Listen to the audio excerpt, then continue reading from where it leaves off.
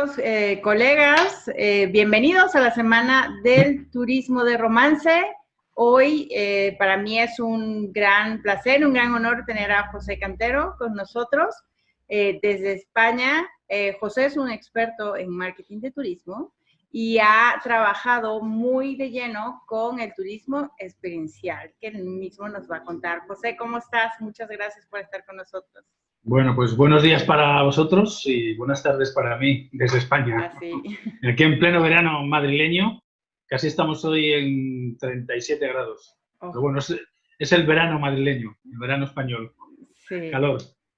Sí, aquí el verano es diferente. La gente cree que Sí. es muy caluroso, pero es como mitad del día caluroso, la otra mitad un huracán o vientos o lluvia, ¿no? Bueno, José, muchas gracias por estar con nosotros.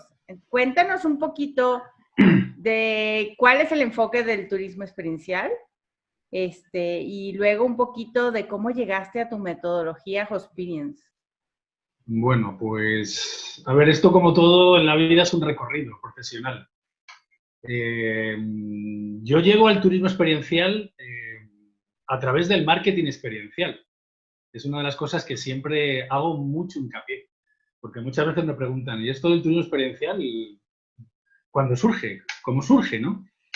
Y yo llego precisamente del marketing experiencial y de mi trabajo anterior de hace casi 15 años en la industria hotelera. Yo empecé como director de marketing en una compañía que nos dedicamos a gestionar y a construir spas para cadenas hoteleras. Y la primera vez que escuché el término turismo experiencial fue hace casi 15 años en un congreso de turismo a un alemán, a un consultor alemán que hablaba de la economía de la experiencia y hablaba de que un consultor americano había teorizado sobre el marketing experiencial. Y de ahí vienen, o sea, el turismo experiencial viene de los postulados del marketing experiencial. O sea, esto no es algo que el turismo o el marketing turístico se haya apropiado. Entonces viene de los postulados del marketing experiencial y por añadidura estos últimos años del customer experience o la gestión de la experiencia del cliente. Y el turismo, evidentemente, se ha apropiado también de lo que es la experiencia del huésped o del cliente. A mí me gusta llamar más de huéspedes, ¿vale? Por aquello de que parece más hospitalario. La palabra huésped proviene de hospitalidad. Entonces, yo llego al turismo experiencial a través del marketing experiencial, de la experiencia de cliente y al turismo experiencial. Y estos últimos años, desde hace 10 años, empecé a formar en marketing experiencial a empresarios en Colombia y fue cuando empecé a evolucionar una metodología para crear productos de marketing experiencial a evolucionar al turismo experiencial. Y después de estos 10 años en Colombia, en España y últimamente también en México, porque he trabajado en México, creo mi metodología, ¿vale? Que es una metodología denominada Hosperience, una metodología propia y que, como todo, pues bebe de muchos, como digo yo, de muchas fuentes, del design thinking, de las metodologías ágiles, del marketing experiencial y de mi propia capacidad para implementarlo dentro de una metodología para que los empresarios, porque ese es el objetivo, sean capaces de diseñar, conceptualizar y promocionar y lanzar al mercado un producto de turismo experiencial. O sea, así llego. O sea, llego un poco de casualidad también. Bueno, como en todo, ¿no? No llegamos exactamente desde la carrera que estudiamos o desde donde empezamos, sino precisamente el cúmulo de todas las experiencias es que nos hace crear cosas nuevas, ¿no? Y que benefician a una industria, pues, diferente, ¿no? Como es el turismo, en este caso. Ahora, ¿cómo ha sido la acogida? Porque todo este tema, obviamente, del marketing experiencial, que ya tiene mucho más tiempo que su aplicación en el turismo, por ejemplo, de repente, como el turismo es eso, es disfrute, es relajación para muchos, ya daban por sentado de que esos productos ya eran una experiencia, ¿no? Entonces, esa es una de las preguntas básicas y claves que quiero hacerte, es ¿qué diferencia hay entre un servicio, un producto y una experiencia? Bueno, pues mira, te voy a contar una pequeña anécdota para explicarlo. A mí hace unos años, pues yo creo que 6, 7 años, en una conferencia, un periodista me pregunta que si el turismo experiencial no es un pleonasmo, una redundancia. Porque al final me decía el periodista, pero si el turismo es una experiencia, ¿por qué le pones un apellido a algo? O sea, no es una redundancia, es un pleonasmo. Yo me quedé un poco sorprendido porque lo de pleonasmo no sabía exactamente lo que era, ¿no? Es como decir chaleco sin mangas o subir arriba, ¿no? Estáis redundando, ¿no? Porque el turismo es una experiencia. Y claro, yo me quedé pensando y sí, tienes razón. Porque efectivamente, el turismo experiencial es una cierta redundancia. Pues cuando hablamos de turismo activo bueno, o turismo de naturaleza, pues eso ponerle un apellido al turismo, naturaleza, turismo cultural, pero turismo experiencial es una cierta redundancia. Y en parte tenía razón, ¿no? Entonces, bueno, yo claro le argumenté el qué, cómo, por qué era, y le hablé de que el turismo experiencial viene del marketing experiencial, de la experiencia de cliente. Pero evidentemente no hay servicio sin experiencia y no hay experiencia sin servicio, ¿vale? No hay. Bajo mi punto de vista, yo siempre hablo de que para llegar a una experiencia es una evolución, ¿vale? Porque el turismo es un servicio, necesita de servicios. Efectivamente necesita de un transporte, ¿no? Necesita de un alojamiento, etcétera. Y cuando, ¿en qué momento se evoluciona? Evoluciona y pasamos de servicio a experiencia. En el momento hay una cosa clara que es la evolución del propio huésped o del propio turista, del propio viajero. O sea, hace 20 años, el viajero no era tan maduro y demandaba un servicio. Y como más, pues demandaba una cierta experiencia. Pero a la hora de que el turista, el viajero, se ha vuelto mucho más maduro, más sofisticado, más exigente, más sostenible, pues eso paralelamente hemos tenido que evolucionar hacia la experiencia, ¿vale? Entonces, claro, y ahora el problema, que ya llevamos unos años, que yo todavía sigo escuchando ahora a ponentes, que me llevo las manos a la cabeza, cuando siguen hablando de que el turista demanda una experiencia. Digo, bueno, si eso ya lo sabemos hace 15 años. ¿Cómo volvemos a redundar en eso? Y encima lo estamos trasladando a profesionales, a estudiantes y a empresarios. Y eso lo replican y escuchas a un alumno decir, sí, es que el turismo demanda una experiencia. Entonces eso, creo que tenemos que empezar a ser un poco más exigentes los profesionales que nos dedicamos a eso. Entonces, ¿en qué momento qué es experiencia y qué es servicio? Pues yo siempre lo explico así. Yo siempre le digo a los empresarios que para generar una experiencia, primero tienes que gestionar lo básico a través de gestionar la calidad del servicio. Cuando ya tienes todo eso, tienes que evolucionar a crear valor y para crear valor emocional, vivencial, tienes que avanzar hacia las experiencias y por último, tienes que ser capaz de sorprender al huésped. Y para sorprender, emocionar, ahí ya entra de lleno la experiencia. Y entra de lleno muchas tipologías de experiencias, o sea, hay muchas. Y ahí entran las palancas emocionales, o sea, todo lo que es conceptual en el turismo. Entonces, experiencia está más cerca de la creación de valor y de sorprender al cliente, de la emoción, de la sensación y de la parte más de contacto inmersivo, de elevar la propuesta, y todo lo que es servicio está más en gestionar lo básico. Por eso yo también incido a los empresarios que tú no puedes llegar al turismo experiencial si no gestionas lo básico. O sea, en tu producto turístico no llegas a lo mínimo. Entonces, ¿cómo vas a evolucionar ahí? Cuando les dices estos, se quedan sorprendidos, pero yo como profesional tengo que ser muy exigente. Entonces, bueno, esa es un poco mi primera visión, como primera aproximación.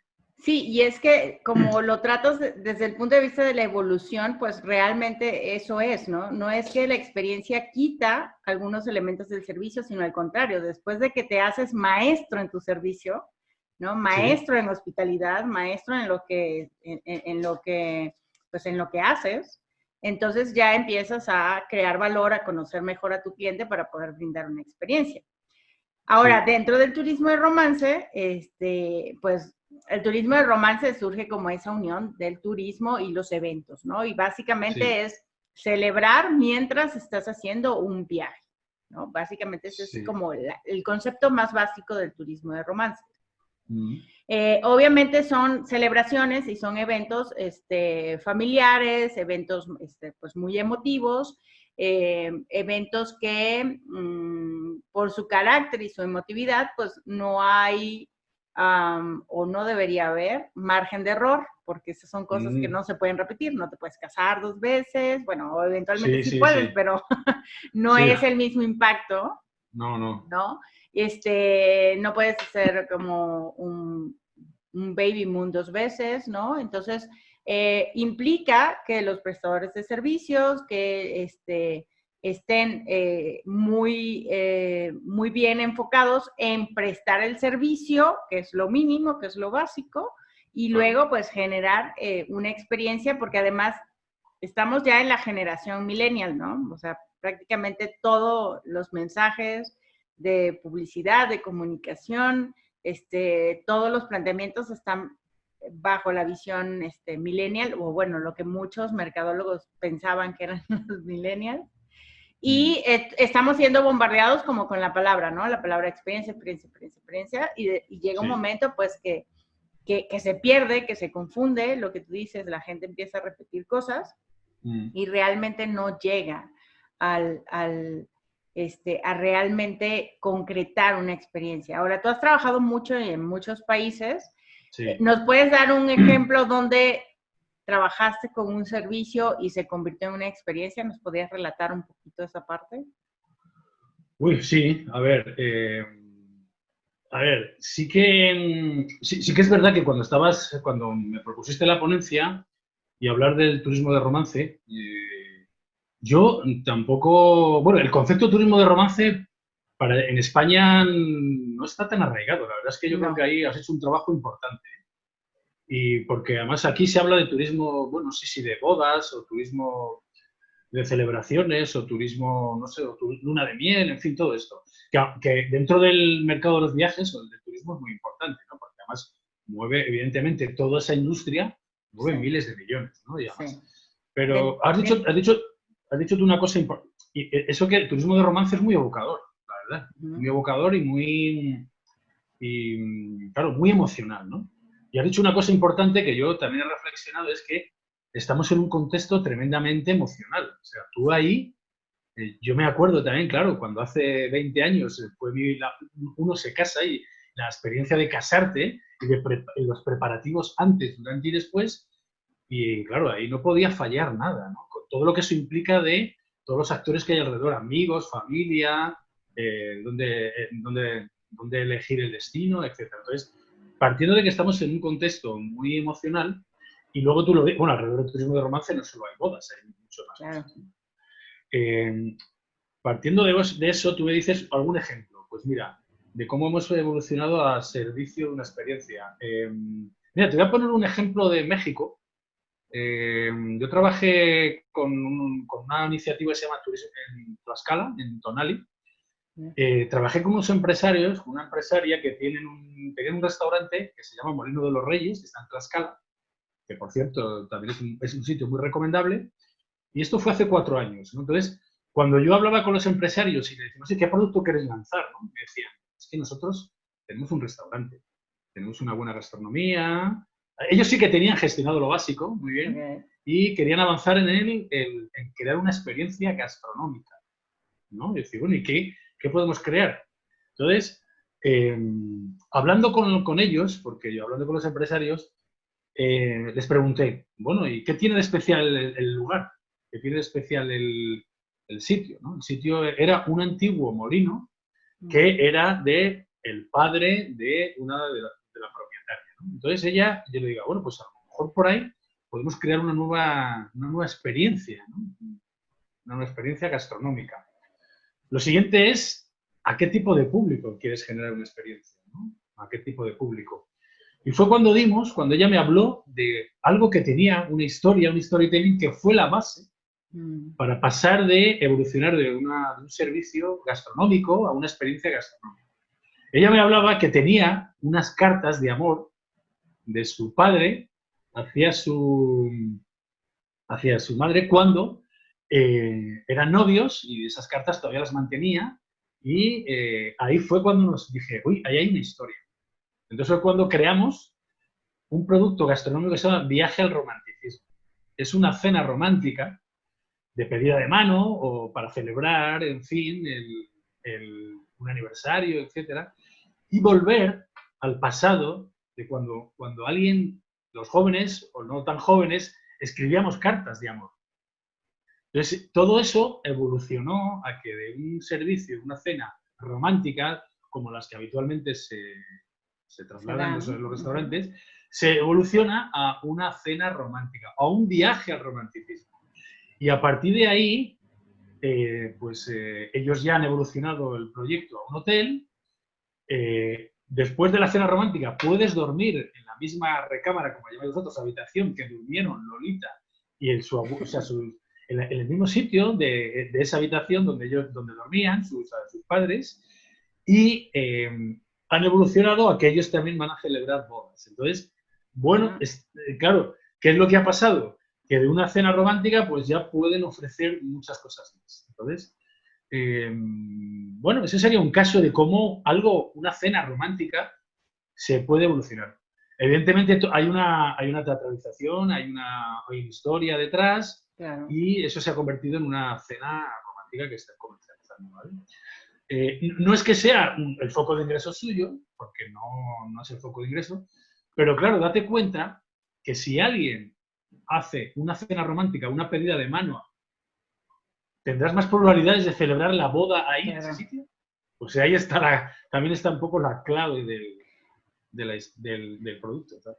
No, y también a lo mejor no es ese el producto más, pues de mayor rentabilidad, pero seguramente es el más famoso.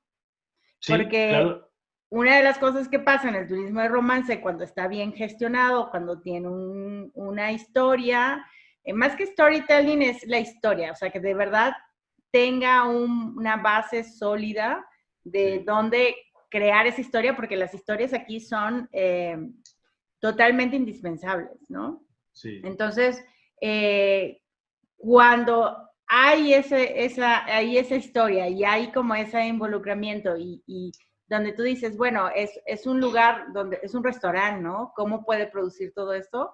Entonces es como se va de boca en boca o se va haciendo ya de una, pues de una imagen delante del público de que eso está y de que eso existe, porque a pesar de que pues el romance es gran parte de nuestras vidas y de nuestras culturas, pues realmente no hay espacios, José, para el romance muchas veces.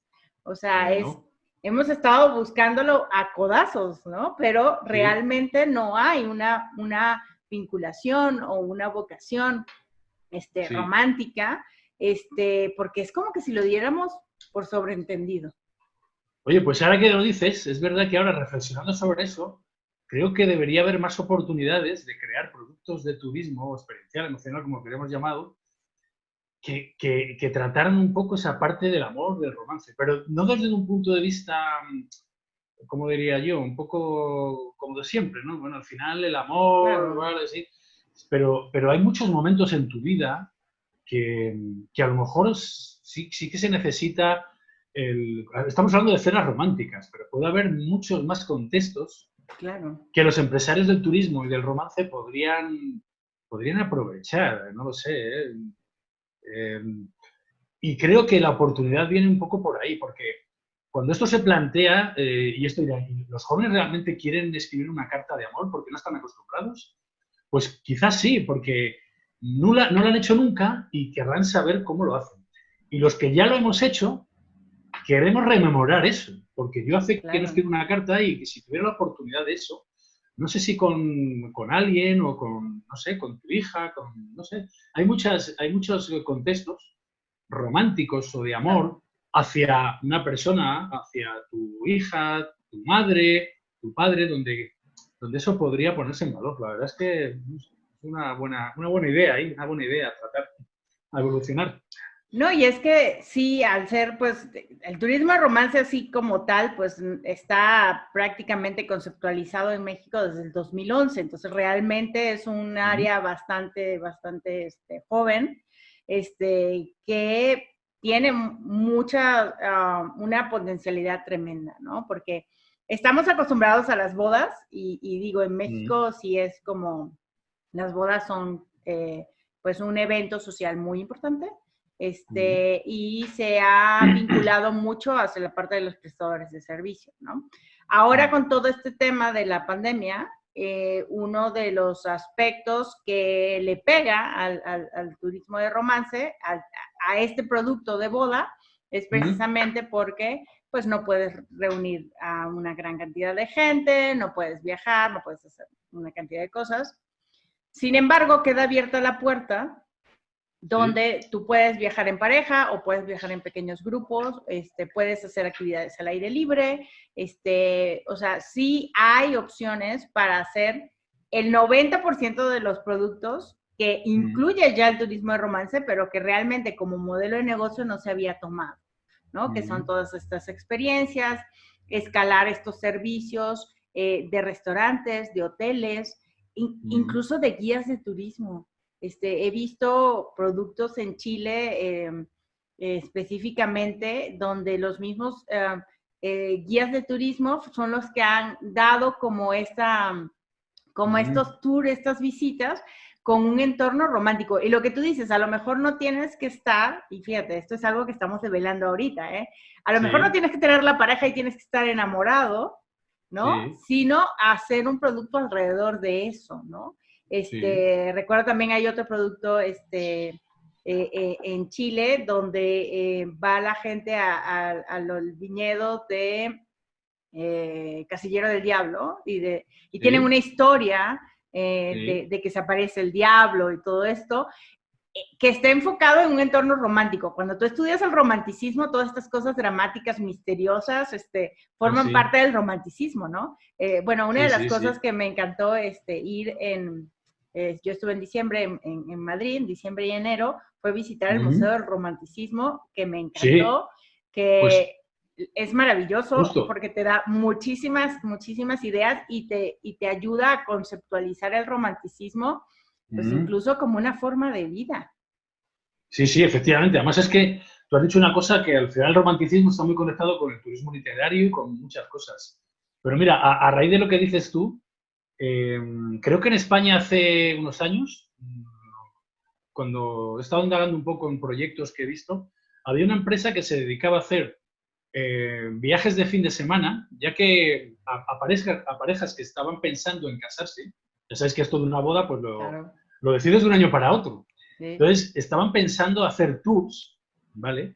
Si ya vas a viajar, por ejemplo, a una ciudad como de Madrid a Sevilla, y aprovechar ese viaje para conocer sitios donde poderte casar, donde poderte hacer un traje. Si estabas pensando, si eres tú de Madrid y estás pensando en la posibilidad de casarte en Sevilla, ya que aprovechar ese viaje que hacías para hacer eso. Y entonces había unos empresarios que se dieron cuenta que ese era el contexto para generar una experiencia, ¿no? Y te hacían tours igual a viñedos, a zonas donde podías celebrarlo, pero no solo eso, sino otras cosas, donde podías alojarte, o qué podrías hacer antes de la boda o después de la boda, y ahí empezaron a conceptualizar. Y lo último que he escuchado, que también me viene a la cabeza, es una cosa que le escuché hace un tiempo, es que en Japón habían ideado una cosa que llaman las bodas sin marido. Bodas sin marido. Ofrecían a las japonesas que se casaran y con un marido ficticio. O sea, es que aquí la imaginación y la experiencia, ¿por qué no? O sea, eso ya depende de la cultura de cada uno, ¿no? De cada cultura del país. Pero, y eso es real. Había una agencia que incluso el novio te lo ponían de ficticio y te organizaban y tú podías invitar a tus amigos y familiares a esa boda sin marido. Ibas a vivir la experiencia de casarte, pero como mujer habías decidido que no querías casarte. Entonces, bueno, eso a lo mejor no sé, en España podría ser algo, uy, qué cosa, ¿no? Es todo cultural, ¿no? Pero bueno, quién sabe si eso, ¿por qué no? ¿Por qué no podría derivar a ese tipo de cosas? Pues sí, y es que realmente ahí es cuando ves que la profundidad de las necesidades humanas son mucho más grandes de lo que desde el punto de vista de los negocios vemos, ¿no? Y es un poco pues entender a tu cliente, entender a las personas, ¿no? Por ejemplo, en este rubro hay algo que la gente cree que siempre vas a trabajar con gente joven. Yo he tenido, la verdad, el privilegio de diseñar experiencias, algunas bodas, algunas segundas lunas de miel o simplemente vacaciones para conectar de pues, parejas que tienen 20 años de casados, 30 años o parejas que se conocieron hace mucho tiempo, pero pues sus historias se fueron por caminos diferentes y se reencontraron 40 años después, ¿no? Entonces ya con otro tipo de, pues obviamente con hijos, algunos con nietos, pero por fin como cristalizando ese sueño que de repente como de jóvenes lo querían hacer, pero pues la vida los llevó por caminos diferentes, ¿no?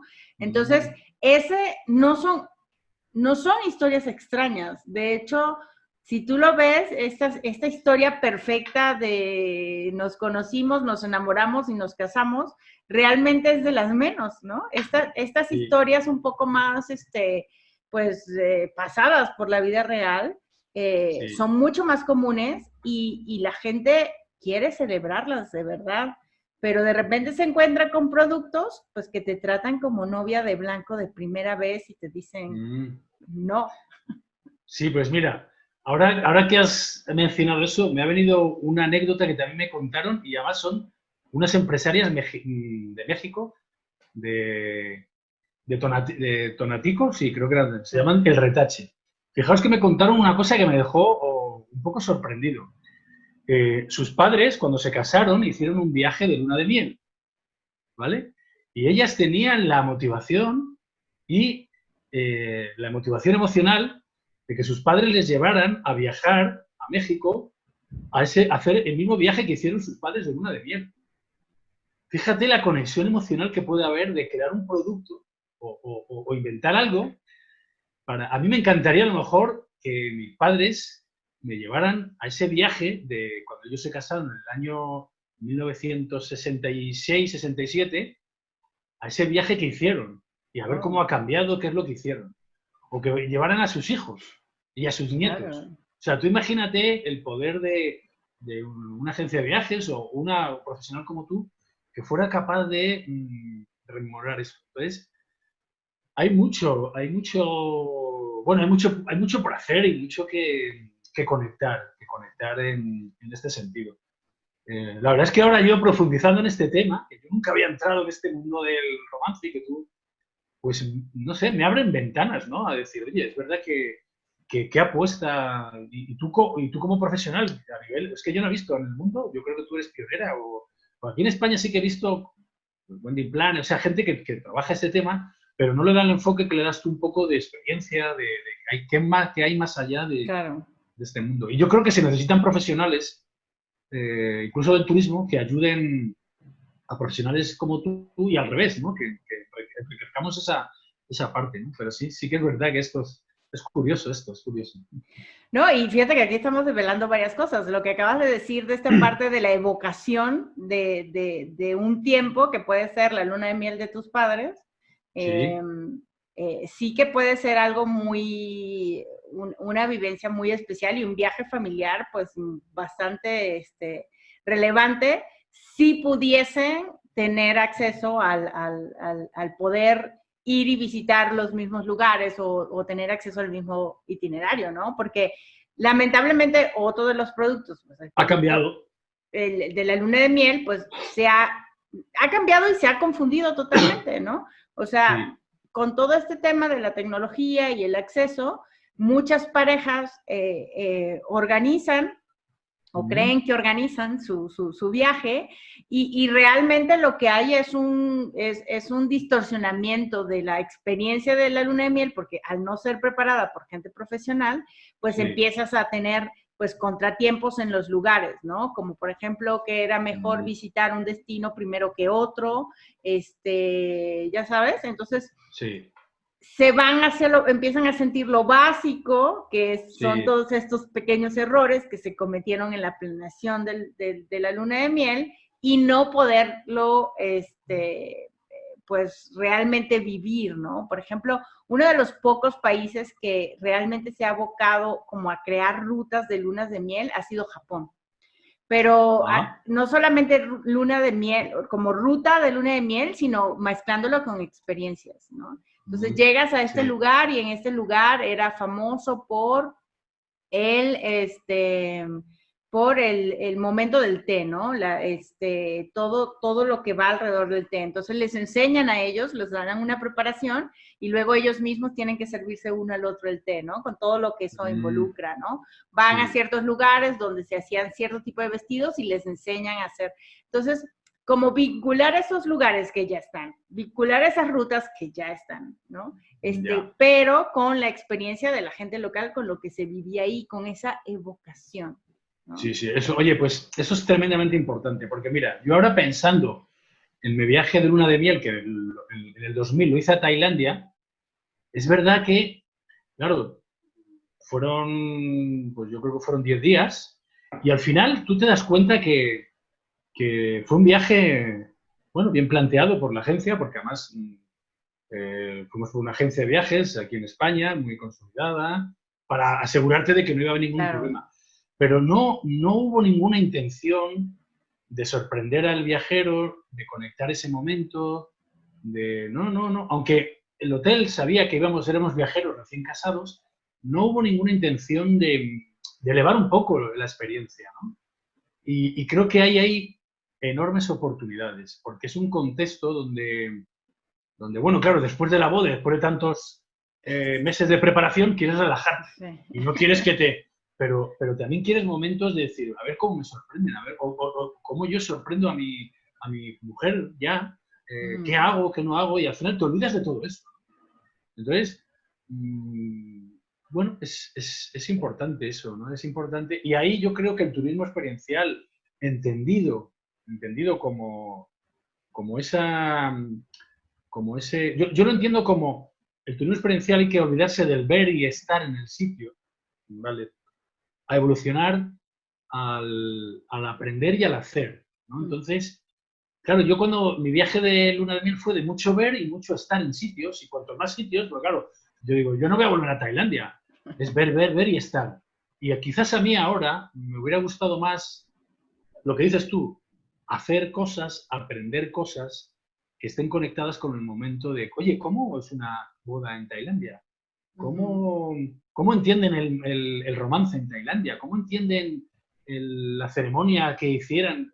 Y eso es lo que a mí me hubiera gustado conectar. Pero sí, hay mucho que conectar en ese contexto, ahora que uno se da cuenta del contexto.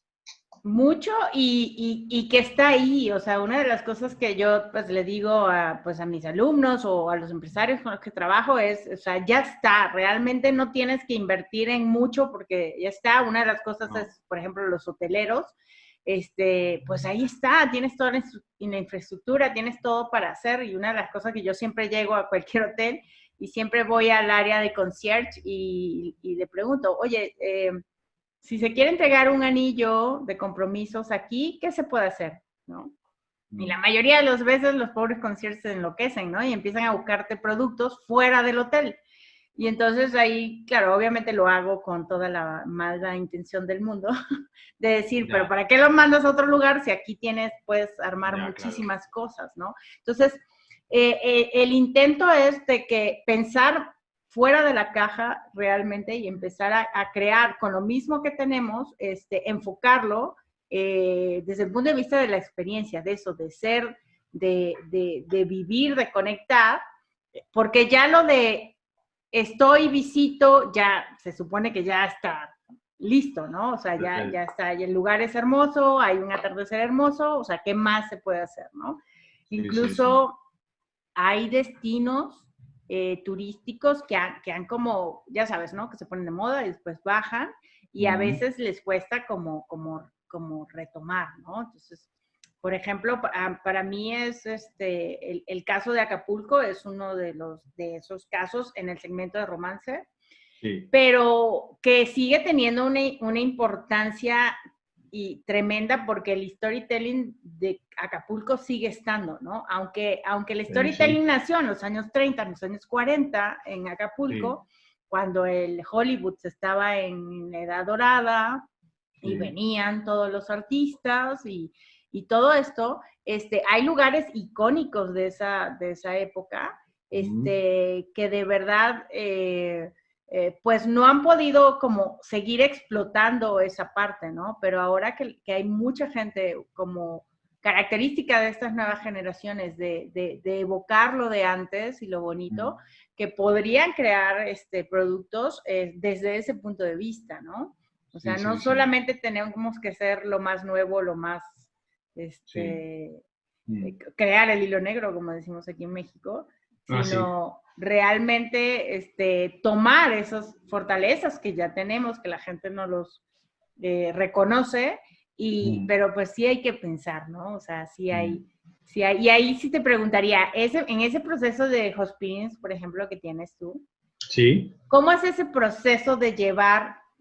Tú trabajas con empresarios, trabajas con profesionales. ¿Cómo haces que se imbuyan en ese proceso de verse ellos mismos, ¿no? Porque eventualmente para hacer y diseñar una experiencia, pues todo viene de dentro, ¿no? Sí.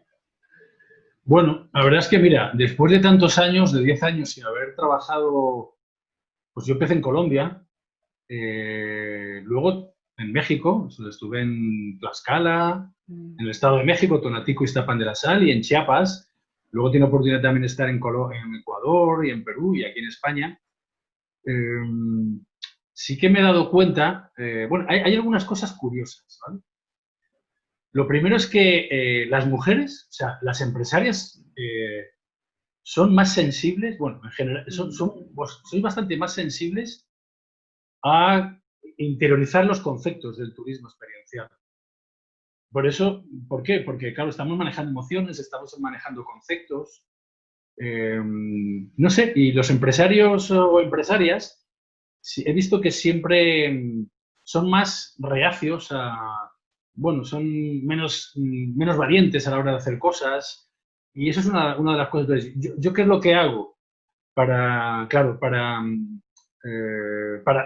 que entiendan, porque muchas veces he tenido que explicar conceptos que muchos empresarios pues no tienen de marketing, ¿no? Y es muy difícil, ¿no? Hablarle a alguien de conceptos, de una cosa como una palanca emocional, un insight, un momento de la verdad, un micromomento. O sea, hay personas que por su formación pues no tienen una formación académica. Entonces lo que intento es hacerlo muy práctico y predicar con el ejemplo. Entonces yo hago muchas dinámicas y todo el mundo al final acaba entendiéndolo porque en ese sentido soy muy práctico, ¿no? Entonces, todas las dinámicas que hago, yo hago muchas dinámicas de design thinking, de metodologías ágiles para entender. Y soy muy, en ese sentido, muy ilustrativo. No sé, yo predico con el ejemplo, incluso sobre la marcha, ¿no? Entonces, pero después de muchos años, mi metodología está, como la tengo tan planificada, evidentemente, si me encuentro con profesionales del turismo con mayor capacidad conceptual, pues elevo un poco digamos, el listón, ¿no?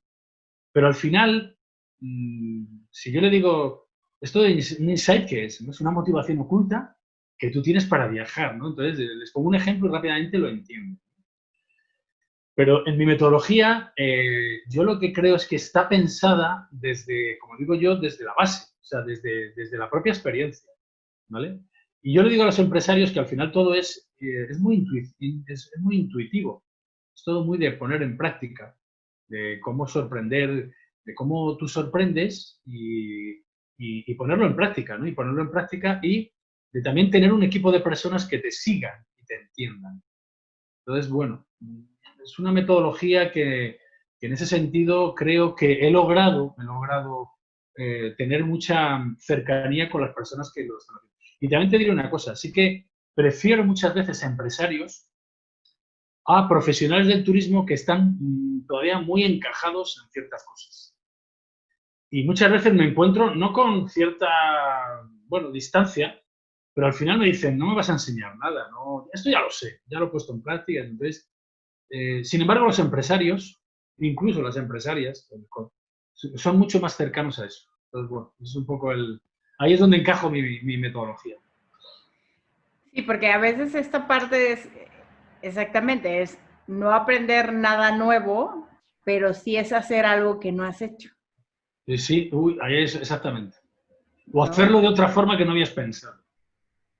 Exacto. Y por ejemplo, ahora que estamos en esta pandemia todavía, pues creo que eso es lo que tenemos que hacer.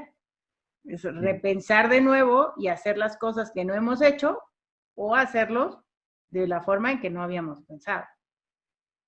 Sí.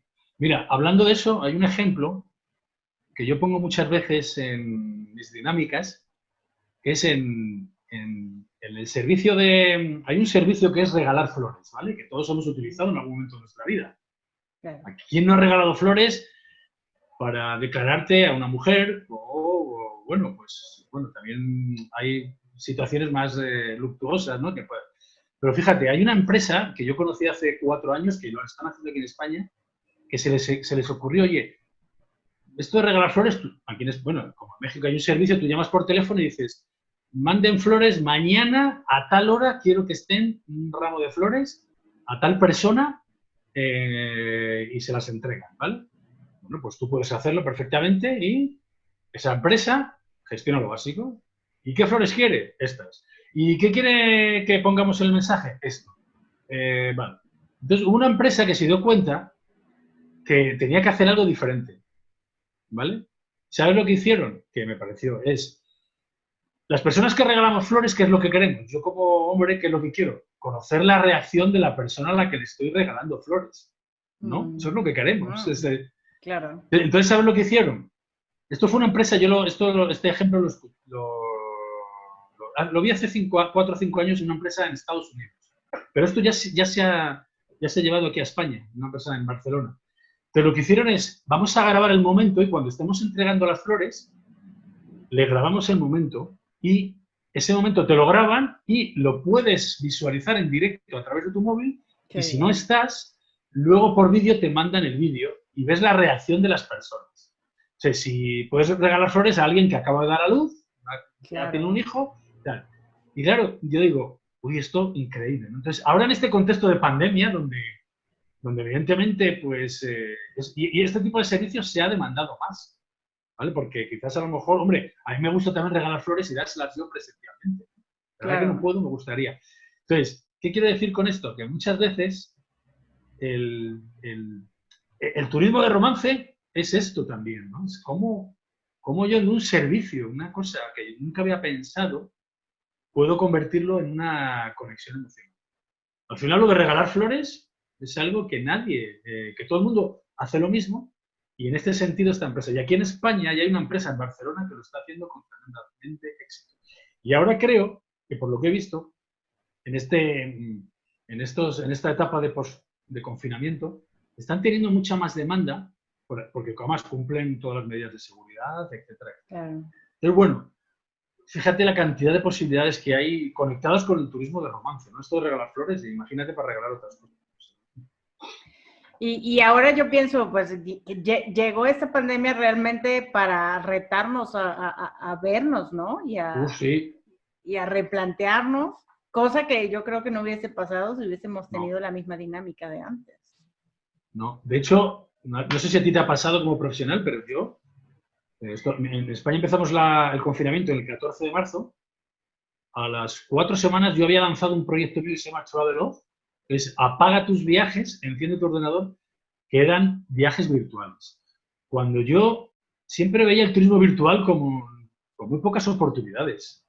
Digo, ¿esto quién va a demandar una experiencia? Y ahora me he dado cuenta y estoy lanzando con un empresario un tipo de experiencias virtuales, pero con la esencia del turismo experiencial.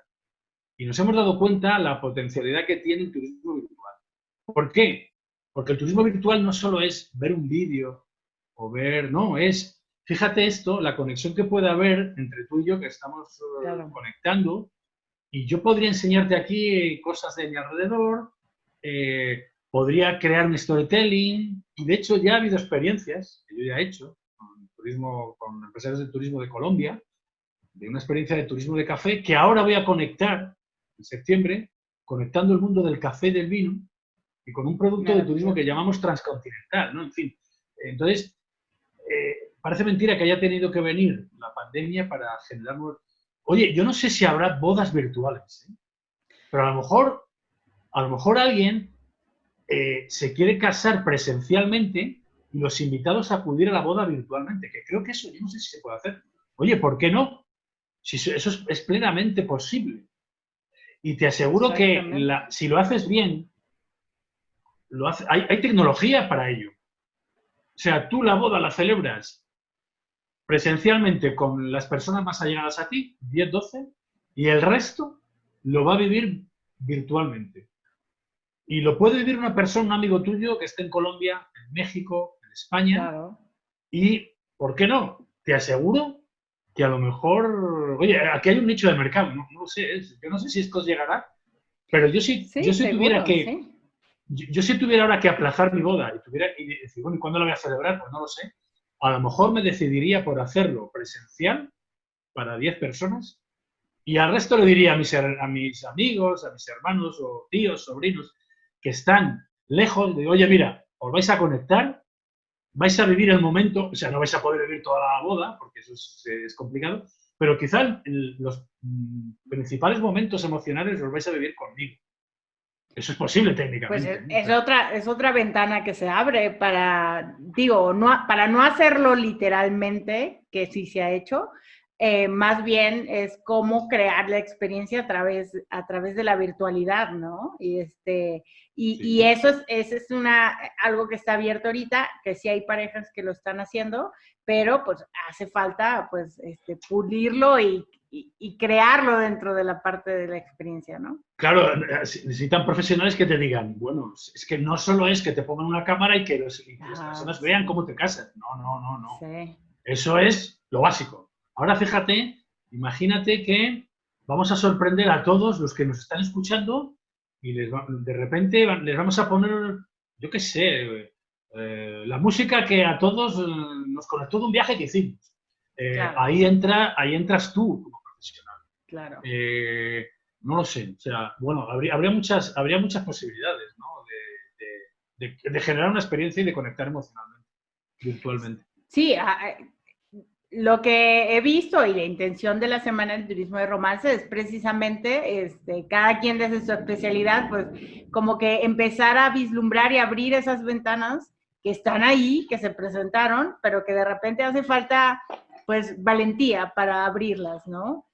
Para no hacer ya lo mismo, ¿no? Que en ese aspecto, ¿cuál sería tu consejo, José, para todos los profesionales y empresarios del turismo y de los eventos del turismo de romance, para pues salir a esta nueva etapa de nuestras vidas, ¿no? Porque prácticamente la época post-pandemia va a ser una etapa nueva, ¿no? ¿Cuál sería tu consejo para hacerle frente a esta nueva etapa? Pues, a ver, les voy a dar un consejo que me lo estoy aplicando yo a mí mismo. Son los mejores. Sí, en estos 3 meses he puesto en duda todo lo que he hecho hasta aquí. O sea, no es que vaya a replantearme toda mi metodología o vaya a replantearme mi concepción del turismo, que cada vez ha ido derivando más a lo sostenible, a lo verdaderamente emocional. Pero yo creo que deberíamos todos replantearnos muchas cosas de concepto, ¿no?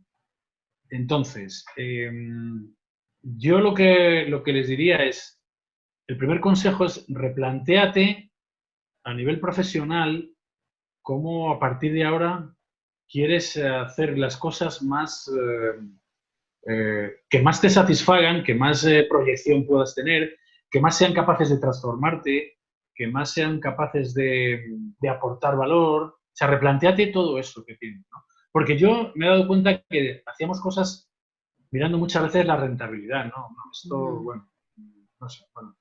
Eso por un lado. Y luego replantéate, una de las cosas que yo también estoy haciendo, con quién quieres trabajar profesionalmente. Claro. Yo me he dado cuenta estos 3 o 4 meses también que me han servido para replantearme con quién quiero embarcarme profesionalmente de cara al futuro. Ese sería un consejo. Yo creo que deberíamos también todos plantearnos con quién queremos volver a trabajar o replantearnos nuestra vida profesional a medio plazo. Eso es importante, ¿eh? Y luego, como consejo, es que experimentes cosas.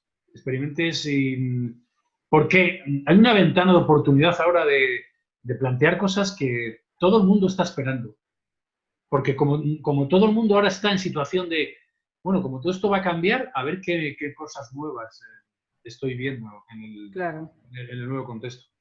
Entonces, bueno, yo es lo que estoy haciendo. O sea, estoy replanteándome muchas cosas y esas 3 cosas, replantéate lo que has hecho hasta ahora, replantéate cómo es tu futuro profesional, replantéate con quién te quieres embarcar profesionalmente y elige a quién quieres. Yo eso lo estoy replanteando.